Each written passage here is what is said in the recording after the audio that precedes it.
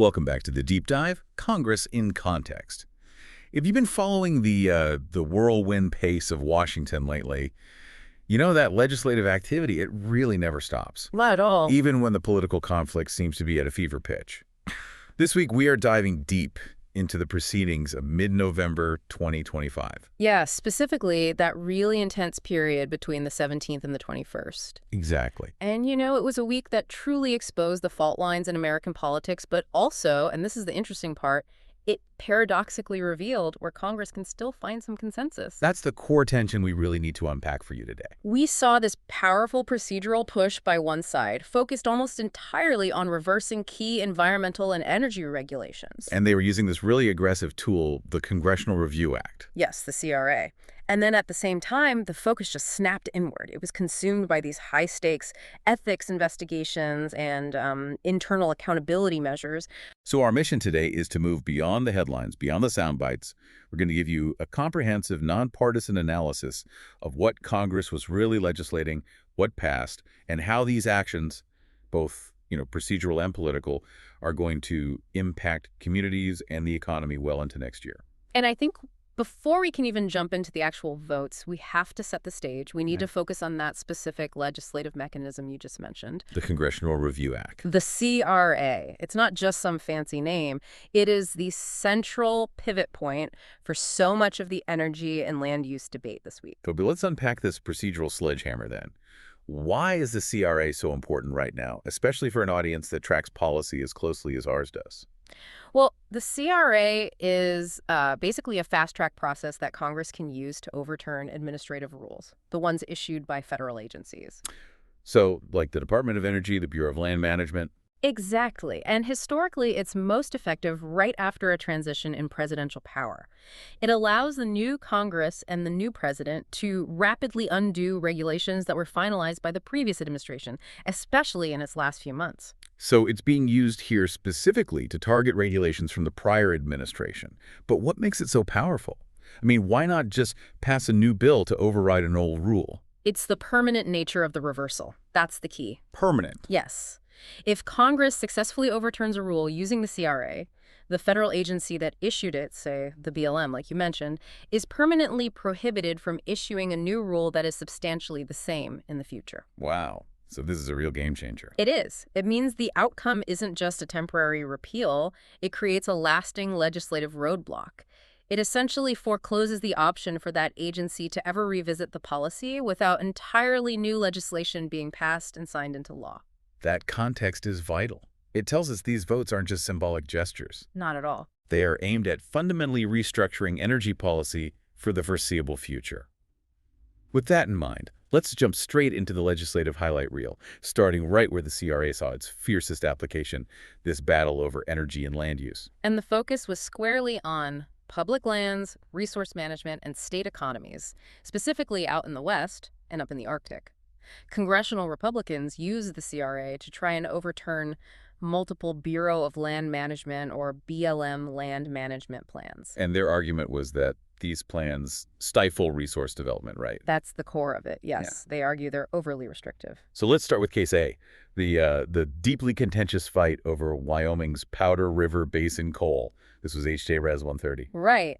And this resolution sought to disapprove the BLM rule related to the Buffalo Field Office Record of Decision and Approved Resource Management Plan Amendment. That's a mouthful. It is. But what it really means is that this BLM rule essentially terminated or at least significantly restricted new coal mining leases in Wyoming's Powder River Basin, the PRB. And the arguments for repealing this rule, they seemed laser-focused on the economic fallout. Oh, completely. The focus was on the tangible economic impact for Wyoming residents and, by extension, the national energy infrastructure. How did the proponents frame that damage? I mean, what kind of language were they using on the floor? It was forceful. They called the prior administration's decision irresponsible and harmful. Some even went so far as to question its legality under existing resource laws. And they put a price tag on it. A very specific price tag. They said the rule puts 4,122 jobs in rural Wyoming at risk. It's a huge number for a rural area. It's massive. And on top of that, they said it threatens $1.9 billion in local labor output through the year 2048. They really characterized the rule as being driven by what one member called climate change lunacy rather than, practical energy needs. And the Powder River Basin isn't just a local issue, is it? Its contribution to the national energy grid is immense, which gives this local fight a lot of national weight. It absolutely does. You have to understand the context. Wyoming produced 191 million tons of coal in 2024. 191 million. And the majority of that 171 million tons was shipped to power plants in 26 different states. 26 states. So if you restrict that supply, You're directly impacting utility bills and energy stability for a vast swath of the country.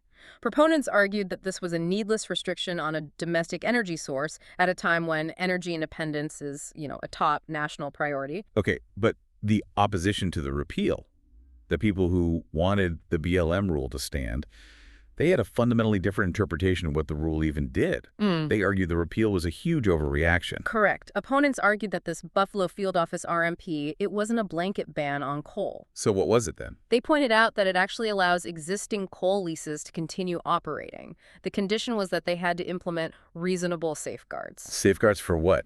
Emissions? Water quality? Both. Safeguards to mitigate emissions and protect local land and water quality. So from that perspective, HJ Res 130 was just a pure attack on public lands and a politically motivated attempt to undermine essential climate and public health protections that they felt were already carefully balanced with the existing leases. So on one side, you have a fight for over 4,000 jobs and national energy security. And on the other, a defense of what they see as established and necessary environmental and health safeguards. That same tension seems to have moved immediately north up to the Arctic, in what you're calling Case B. This one focused on ANWR and the Alaskan reserves. Yes, and this involved a pair of resolutions. First, HJ Res 131, which targeted the coastal plain oil and gas leasing program in the Arctic National Wildlife Refuge. ANWR. And the other was SJ Res 80, which concerned the National Petroleum Reserve and Alaska Integrated Activity Plan, or NPR-A. The stakes here are arguably even higher, just given the area's ecological and, frankly, political sensitivity. Proponents of repeal, the pro-drilling side, they really stressed that Congress itself had mandated exploration in ANWR, right, specifically in that 1002 area. They emphasized that heavily. They said Congress had specifically set aside that area for its immense oil and gas potential. And they cited estimates that the recoverable oil could range from 4.25 to 11.8 billion barrels. That's a massive range, but even the low end is significant. It is. So their argument was this isn't just some regulatory decision. It's about fulfilling a prior legislative intent from Congress itself. But what really made their argument compelling was the inclusion of local voices. How did the local context shift the debate here? Well, proponents highlighted that the actual residents, specifically the state of Alaska and the Inupiat people who were speaking through the North Slope Regional Trilateral, actively supported the repeal. They wanted the drilling to happen. They did. They felt the Biden administration's prior plan had imposed sweeping restrictions that just disregarded local economic needs, their well-being, and even traditional subsistence practices. So the restrictions were actually hurting the very people who live there. That was their argument, that it hurt the people who rely on the land for survival. And for the NPR-A, the other reserve, critics said the rule shut the door on 48% of it, basically transforming a designated petroleum reserve into an undeclared wilderness area without any local consent. So what struck me about the opposition's counter-argument on ANWR was this claim that the industry interest itself was grossly overstated. How did they justify saying that? This gets us deeper into the real-world economics of drilling in the Arctic. Opponents of the repeal pointed out that despite multiple lease sales being held over the years in the coastal plain, Which they reminded everyone is, first and foremost, a federally recognized wildlife refuge. Exactly, they stressed that point. But despite those sales, they said, no legitimate oil and gas company currently holds a lease there. Their question was simple. If the resource potential is so huge, why isn't the industry flocking to it? That suggests the financial risk must outweigh the potential reward. Precisely. The argument is that the high operating costs of working in such a remote, harsh Arctic environment, combined with the low projected return on investment compared to less environmentally sensitive fields like, say, the Permian Basin. Just doesn't make financial sense. It means the industry has effectively voted with its feet. So the critics claimed this rush to open ANWR was more political theater than it was genuine energy policy driven by actual market demand. And critics also link this back to a broader pattern of revoking protections, tying the ANWR fight to other cultural heritage sites. That really elevates the conflict. This is where the synthesis happens. Critics of this whole CRA effort argued that these bills aren't happening in a vacuum. They're part of a wider, coordinated strategy to revoke environmental and cultural protections across the board. And they had a specific example. They did. The specific example cited was the threat to Chaco Canyon. Apparently, tribes in one member's district received notice that the administration was considering repealing the protections for this global World Heritage Site. For those who might not be familiar with its significance, Chaco Canyon is massive, not just ecologically, but historically and culturally. It's the ancestral homeland of the Pueblo and Dune Navajo people. It's a site of immense spiritual and cultural importance. Religious and community leaders still go there today for traditional practices. So when opponents link the effort to facilitate Arctic drilling, which is environmentally sensitive, to the potential revocation of protections for an area like Chaco Canyon, they're making a much broader argument. They're arguing that the administration's policy isn't just about resource management. They believe it's about systematically dismantling conservation efforts and ignoring the rights and history of indigenous communities. Okay, so moving from domestic resource extraction to global trade, Yeah. the House also passed H.R. 1949. This was the Unlocking Our Domestic LNG Potential Act of 2025. Yes, and that passed with a vote of 217 yeas to 188 nays. And the goal of this bill was to remove the Department of Energy, the DOE, from the process of authorizing liquid natural gas, or LNG, exports. That's right. This bill is a direct legislative response to a policy from the prior administration. Proponents argued the DOE's involvement had become a mechanism for political interference. Citing the indefinite ban on new LNG export permits. Exactly. They want to streamline the process. They argue that the Federal Energy Regulatory Commission, or FERC, should handle the permitting, and the DOE's involvement should just, well, cease. And proponents framed this as a triple win, didn't they? For jobs, for the economy, and for global security. Absolutely. The case for global influence was particularly powerful. I mean, the U.S. was Europe's top LNG supplier in 2023. A position that became incredibly important after Russia weaponized its energy supply following the Ukraine conflict. It became critical. Proponents argued that American LNG is 40% cleaner than Russian supply, making our exports a strategic tool for both democracy and climate goals. And on the economic front. They projected over $70 billion added to the U.S. economy and the creation of 400,000 American jobs by 2040. Now, this brings us to what feels like counterintuitive economic claim, that increasing exports actually stabilizes domestic prices. How does that work? It does seem backwards, right? If you send more of our supply overseas, shouldn't the domestic supply shrink and prices go up? That would be the logical assumption. The argument is complex, but it's rooted in infrastructure and market incentives. When the government restricts exports, it discourages the massive long-term investment needed for new domestic production and new liquefaction and transport infrastructure. So the money just doesn't flow into building new capacity. Right. So by removing the ban, proponents argue that companies are incentivized to invest billions in expanding supply chains, which ultimately increases the overall domestic production capacity. And that long-term increase in production is what could theoretically stabilize prices. Theoretically, yes, it stabilizes prices globally and, by extension, domestically. But that all relies on the expectation that the increased production outpaces the increased export demand. It does. And opponents saw this as a direct betrayal of American consumers. How so? They argued that the bill just worsens the affordability crisis by allowing unchecked exports with zero restrictions. They claimed it was effectively letting the natural gas and oil lobby dictate policy. And that this would inevitably increase utility prices for American families. Yes, families who are already struggling. And the national security concern here, unlike the ANWR debate, was focused on who receives the exports. Right. Correct.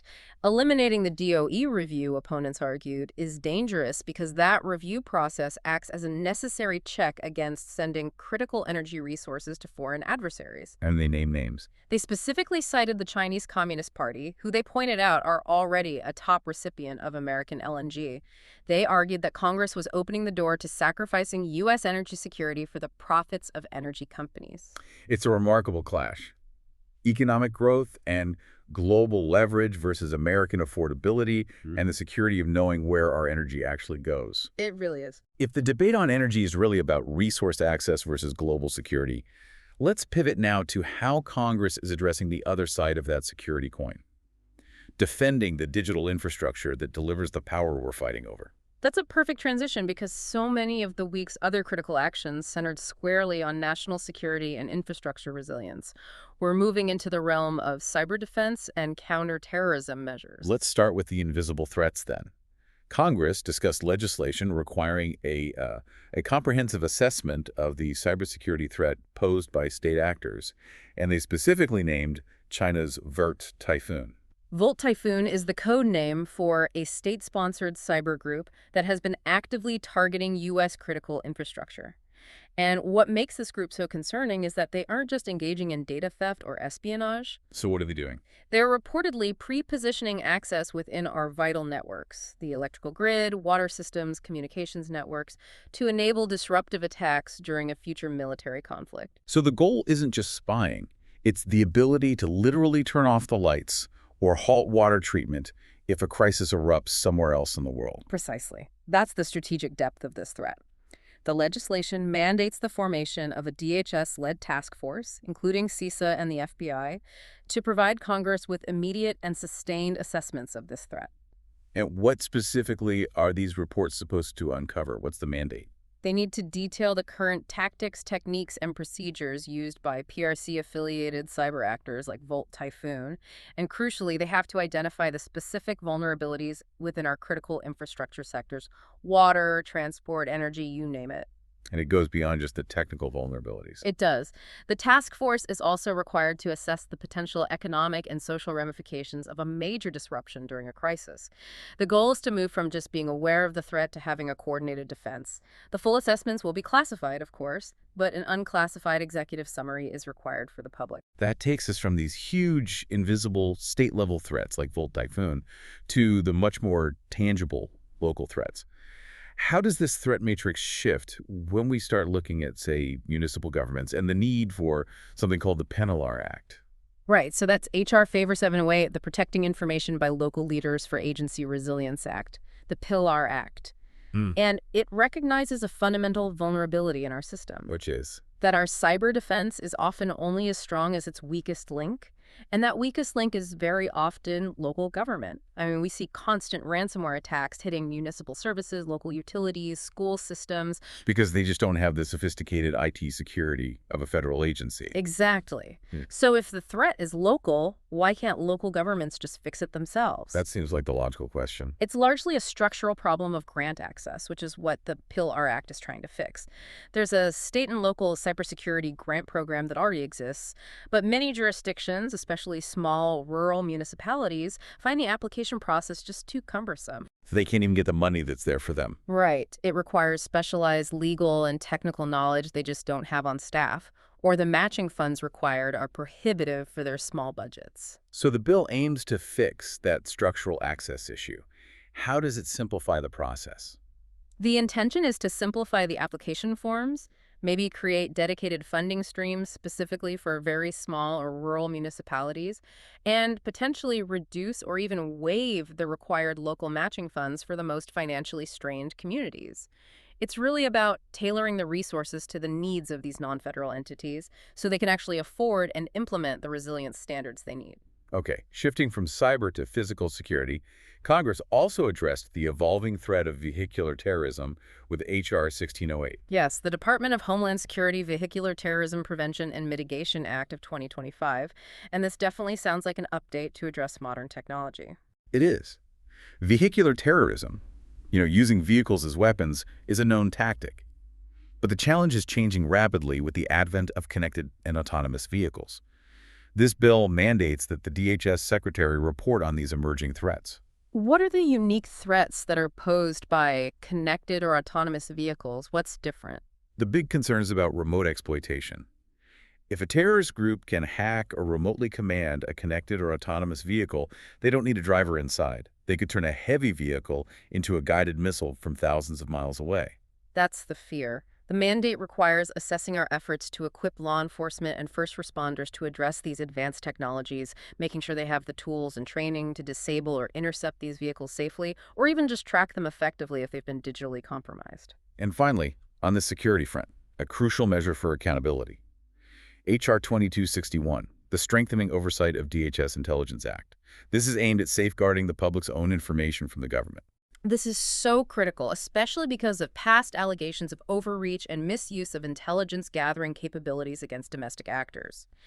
H.R. 2261 amends the Homeland Security Act of 2002 to mandate coordination within DHS's intelligence units. And what does that coordination look like? It specifically requires the Undersecretary for Intelligence and Analysis to ensure that all intelligence information is collected, shared, retained, and disseminated in a manner that is fully consistent with the protection of privacy rights. It's basically building a legal firewall against unauthorized data use by our own government. Exactly. The bill legally requires specialized training for intelligence personnel on privacy rights, on regulations, and on information practices as specified in the Privacy Act of 1974. An old but very important law. Very. It's designed to prevent federal agencies from collecting or disclosing personal information without an individual's consent. So by mandating this coordination and training, Congress is attempting to legally institutionalize caution and transparency within our own intelligence apparatus. This focus on oversight and accountability leads us directly into the political dynamics that really dominated the floor this week. I mean, when Congress isn't debating policy, it's often debating ethics and transparency, and this week was absolutely explosive on that front. It really was. It was a week where raw political conflict over ethics and personal conduct just took center stage. We saw multiple attempts at censure, high-profile retirement controversies, and transparency legislation that was immediately weaponized for partisan gain. Let's start with H.R. 4405, the Epstein Files Transparency Act. It passed the House by suspending the rules, which suggests broad support. On the surface, who would oppose releasing all the Department of Justice documents related to Jeffrey Epstein? The vote tally showed very little opposition, which I think reflects that universal desire for accountability and justice for his victims. The proponents were very clear. They needed the full release to expose the failures that led to what they called the sweetest of sweetheart deals ever for a convicted predator. And they stressed that victim groups were behind them on this. Yes, they pointed out that victim groups demanded the bill pass, as written, with no amendments to avoid any delays. But even a bill focused on transparency like this becomes a vehicle for political attack. So where did the partisan conflict come in, if not in the vote itself? The conflict focused almost entirely on the intent behind the timing and the potential collateral damage of the release. Opponents who, remember, still voted yes for the bill. Which is an important distinction. It is. They accused the proponents of using the bill as a political exercise designed to distract from current political failures, and specifically to try to tie President Trump somehow into this wretched scandal. They noted the focus on related emails that mentioned Trump more than 1,000 times as evidence of the political motive. So that speaks to the motive. But the other side, they raised some substantive concerns about the integrity of future investigations, didn't they? That's the critical insight here. Critics raised really serious concerns about the bill's implementation. So while the bill allows for redactions to protect an active federal investigation, it completely ignores the impact on future cases. How so? By releasing vast swaths of sealed material, even with some redactions, you could inadvertently identify confidential informants, whistleblowers, or undercover law enforcement officers years later. And identifying them would have a chilling effect on future cooperation with the DOJ. Absolutely. If potential informants believe that documents related to their testimony could be unsealed and released years down the road, compromising their safety or revealing their identity, they're just going to stop cooperating. The critics argued that while transparency is vital for Epstein's victims, the bill needed better language to weigh that against the protection of law enforcement methodology and informant identity. Moving from the DOJ files to internal ethics, we have the highly dramatic attempt to censure Delegate Stacey Plaskett via H.Res. 888. This aimed to remove her from the House Intelligence Committee, and the core allegation was just extraordinary. It was. It was based on emails obtained via subpoena by the House Oversight Committee, and the allegations stated that Delegate Plaskett coordinated her line of questioning during a 2019 Oversight Committee hearing. The one that featured Michael Cohen's testimony. That's the one. And that she coordinated her questions by seeking input from and communicating with convicted sex offender Jeffrey Epstein in real time over text messages. One of the proponents used a devastating line on the floor. Something like, imagine telling the American people that relying on the counsel of a convicted predator is acceptable. The fact of the communication itself seemed undisputed in the documentation. And that's why the proponents felt they needed to act immediately. They argued that the written records proved coordination with a convicted sex offender for an official proceeding of the House. They stated that the chamber's reputation required immediate action. Oversight of national security, they argued, simply cannot be entrusted to someone who exhibits such a profound lack of judgment. But the defense wasn't about denying the communication took place. It was a full-throated attack on the process itself. That's where the genuine discussion needs to be. Opponents argued that the resolution was the opposite of due process. The text of HRS 888 begins by censuring her and removing her from the committee, and then it directs the Ethics Committee to investigate the matter. So it punishes first and investigates second. Exactly. They pointed out that this circumvented all established precedents. For instance, in prior censure debates, the argument was always that the Ethics Committee process must run its course before the full House acts on punishment. But if the written records undisputedly show she sought input from a convicted sex offender, why should the political body care about the procedural order? I mean, isn't the political damage already done? That is the heart of the conflict. The process defenders argued that to allow a political body to punish a member before a full, nonpartisan ethics investigation is complete, it sets a dangerous precedent. It transforms censure from a measured consequence for proven misconduct into a purely partisan weapon that can be deployed instantly against any political rival based on unadjudicated allegations. A political hit job, basically. They called it a purely partisan political hit, designed to disgrace the delegate and distract from other legislative shortcomings. This atmosphere of conflict even touched upon internal succession. We saw debate regarding Representative Q. Garcia's decision to retire and the controversy over how his successor was chosen. This was a debate about political fairness in the transition of power.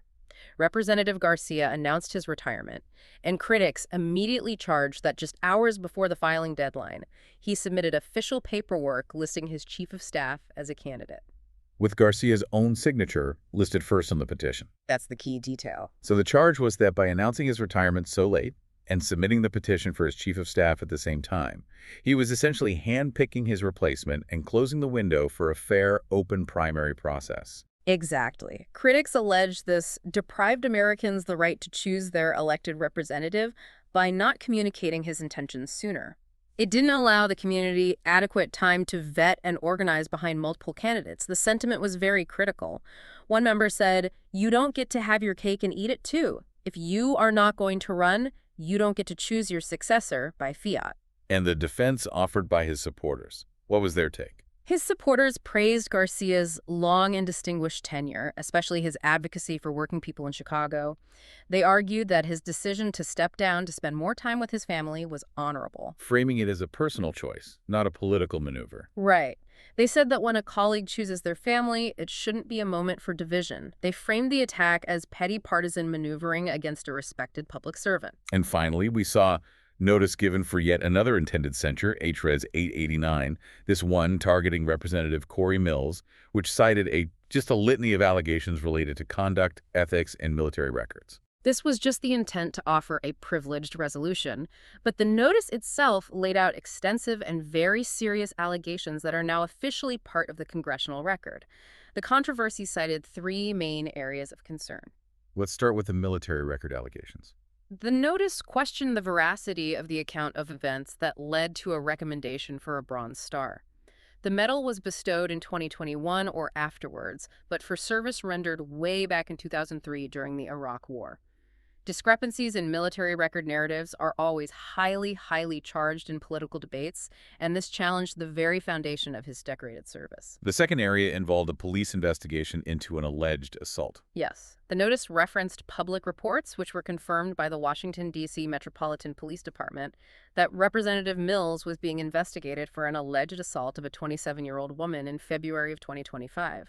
The report cited that the woman showed the responding officer fresh bruises on her arm. This allegation related directly to personal conduct and potential criminal activity.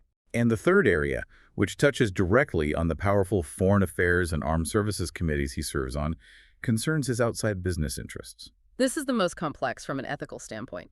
The notice alleged that companies owned by Representative Mills sought or even entered into contracts to sell munitions to foreign nations, specifically naming countries like Iraq, Afghanistan, Pakistan, the UAE, and Kuwait, while he was serving concurrently on the Foreign Affairs and Armed Services committees. That raises some serious questions about conflict of interest. If you are legislating and overseeing policy for those exact countries, how can you simultaneously profit from selling them military hardware? Precisely. Opponents argued that serving on committees that directly benefit, fund, or regulate the defense relationship with those nations, while also attempting to sell them millions of dollars in munitions, represents a profound conflict of interest and violates the spirit of public service. What's remarkable here is just the sheer volume of these high-stakes accountability measures. Epstein, Plaskett, Garcia, and Mills all colliding in 1 week. It's clear the current environment thrives on internal conflict just as much as legislative debate. It does, and I think when legislative wins are hard to come by, the path of least resistance for attacking the opposition is through ethics and personal conduct, regardless of whether due process is followed or not. Let's transition now to where Congress actually found some common ground, or at least a common purpose.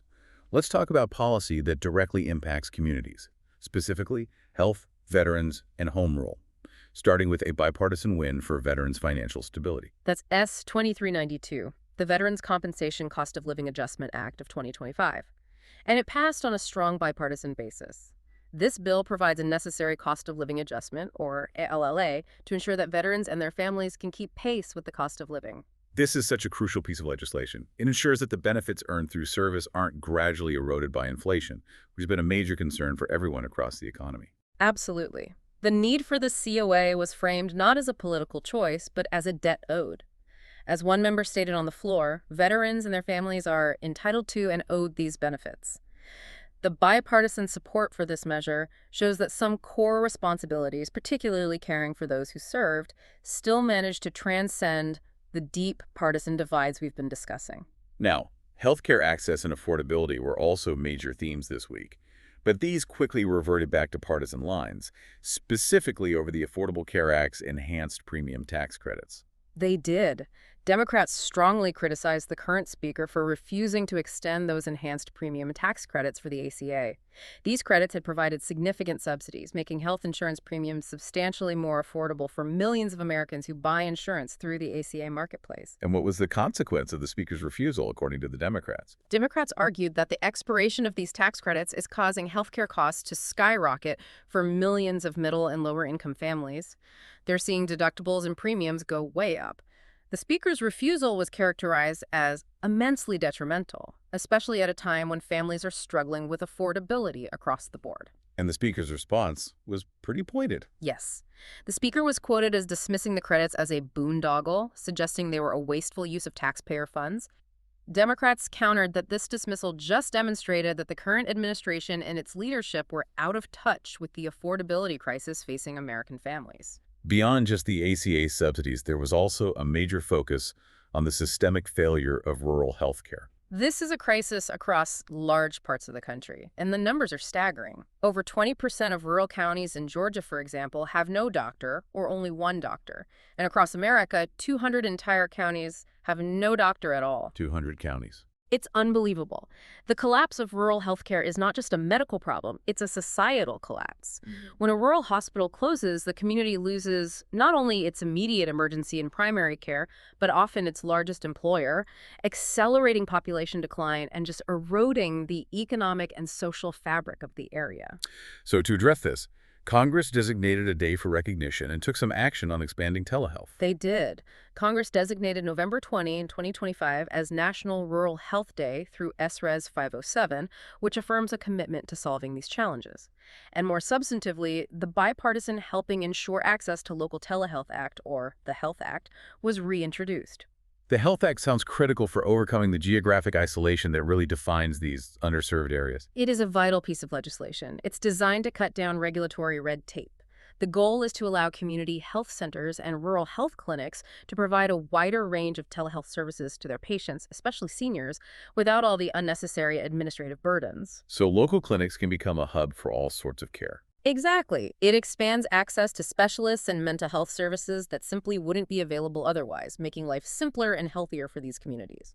Finally, we saw perhaps the most profound clash over federal versus local power in the debate over the District of Columbia's home rule.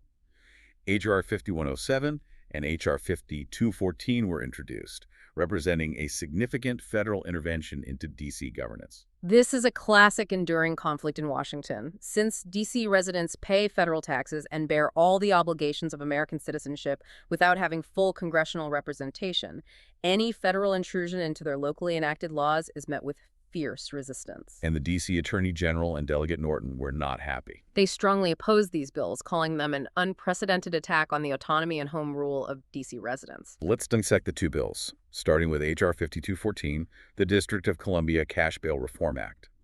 This would reinstitute cash bail and mandatory pretrial detention. What was the core objection from the D.C. government? The D.C. government argued forcefully on two grounds: due process and financial cost. First, they argued that mandating pretrial detention raises serious due process concerns because it deprives people of liberty before they've had a trial, without a necessary individualized hearing. And the financial cost. They detailed the immense financial burden. Incarcerating someone at the D.C. jail costs $241 per day, so reinstituting mandatory detention would dramatically increase the jail population, costing D.C. taxpayers over $173 million annually, and that's just for the current jail population. They also noted that D.C.'s existing risk-based system was actually pretty effective. Yes. D.C. instituted a risk-based pretrial system way back in 1992, and the presented data showing that this system has resulted in higher defendant appearance rates than the national average, proving that mandatory cash bail isn't the only or even the best path to public safety. And the other bill, H.R. 5107, focused on reversing local police reforms. That's the Common Sense Law Enforcement and Accountability Now in D.C. Act. It would repeal D.C. laws that were specifically intended to improve police community trust. What kind of laws are we talking about? Things like prohibiting chokeholds, requiring improved training standards, and prohibiting the hiring of officers with prior misconduct issues.